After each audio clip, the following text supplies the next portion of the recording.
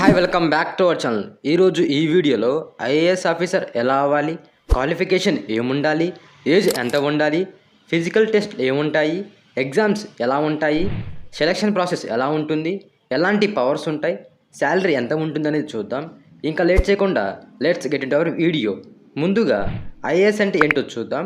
IAS అంటే Indian administrative services. మీరు IAS officer అవ్వాలి అనుకుంటే యూపీఎస్సీ కండక్ట్ చేసే సివిల్ సర్వీస్ ఎగ్జామ్స్ అయితే రాయాలన్నమాట. యూపీఎస్సీ అనేది one of the toughest exam అనమాట. అంత ఈజీ అయితే కాదు.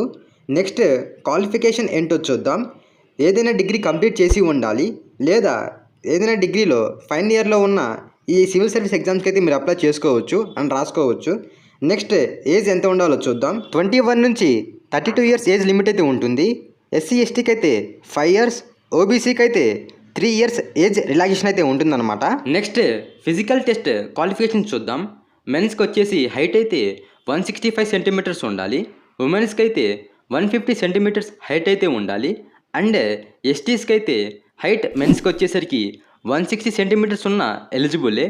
అండ్ ఉమెన్స్కి వచ్చేసరికి 145 సెంటీమీటర్స్ ఉన్న ఎలిజిబులే.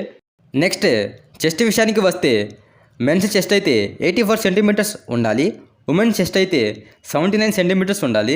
పురుషునికి స్త్రీలకు శ్వాస తీసుకున్నాక చెస్ట్ అనేది 5 సెంటీమీటర్స్ ముందుకు రావాలి. ఈ ఐఏఎస్ ఆఫీసర్ అనేది one of the top government job అనమాట. ప్రతి సంవత్సరం 180 మంది ఐఏఎస్ ఆఫీసర్ని సెలెక్ట్ చేయడం జరుగుతుంది. ఈ జాబ్ యొక్క సెలక్షన్ ప్రాసెస్ ఎలా ఉంటుందో చూద్దాం. ఈ జాబ్కి సెలెక్ట్ అవ్వడానికి 3 స్టేజెస్ అయితే ఉంటాయన్నమాట. స్టేజ్ 1లో ప్రిలిమినరీ ఎగ్జామ్ అయితే ఉంటుంది, స్టేజ్ 2లో మెయిన్స్ ఎగ్జామ్ అయితే ఉంటుంది, స్టేజ్ 3లో ఇంటర్వ్యూ అయితే ఉంటుందన్నమాట. ఇక్కడ దాకా మీరు ఈ వీడియోని చూసారంటే మీకు వీడియో ఖచ్చితంగా నచ్చింది అనుకుంటున్నాను. నచ్చినట్టయితే లైక్ చేయండి. లైక్ చేయడం వల్ల ఇంకా చాలామందికి రీచ్ అవుతుంది అనమాట, వాళ్ళకి కూడా హెల్ప్ అవుతుంది. ప్రిలిమినరీ ఎగ్జామ్ అనేది 2 పేపర్స్గా ఉంటాయి, పేపర్ 1, పేపర్ 2. ప్రతి పేపర్ కూడా 200 మార్కులకి అయితే ఎగ్జామ్ కండక్ట్ చేయడం జరుగుతుంది. ఈ ఎగ్జామ్ అనేది ఆబ్జెక్టివ్ టైప్లో అయితే ఉంటుందన్నమాట. ఈ ప్రిలిమినరీ ఎగ్జామ్లో వచ్చిన మార్క్స్ని టోటల్ మార్క్స్లో ఇంక్లూడ్ చేయరన్నమాట. ఈ ఎగ్జామ్ అనేది స్టేజ్ 2లో ఉన్న మెయిన్స్ ఎగ్జామ్ రాయడానికి క్వాలిఫై ఎగ్జామ్ అనమాట. Next mains exam. ఎవరైతే ప్రిలిమినరీ ఎగ్జామ్లో క్వాలిఫై అవుతారో వాళ్ళు ఈ మెయిన్స్ ఎగ్జామ్కి ఎలిజిబుల్ అనమాట. ఈ మెయిన్స్ ఎగ్జామ్లో 9 పేపర్స్ అయితే ఉంటాయన్నమాట. 2 పేపర్స్ ఏమో క్వాలిఫైయింగ్ కోసం, మిగతా 7 పేపర్లు ఏమో ఫైనల్ ర్యాంక్ కోసం. టోటల్గా 1750 మార్క్స్కి అయితే ఎగ్జామ్ ఉంటుందన్నమాట. ఈ మెయిన్స్ ఎగ్జామ్ అనేది రిటర్న్ ఫార్మాట్లో అయితే ఉంటుందన్నమాట.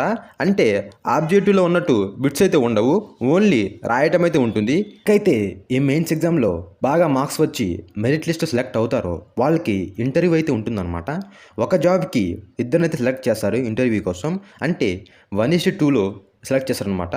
180 జాబ్స్కి అయితే 360 మెంబర్స్ అయితే ఇంటర్వ్యూ కోసం సెలెక్ట్ చేస్తారనమాట. వాళ్ళు ఇంటర్వ్యూ అయితే చేస్తారు. ఇంటర్వ్యూ అనేది 275 మార్క్స్కి అయితే ఉంటుందన్నమాట.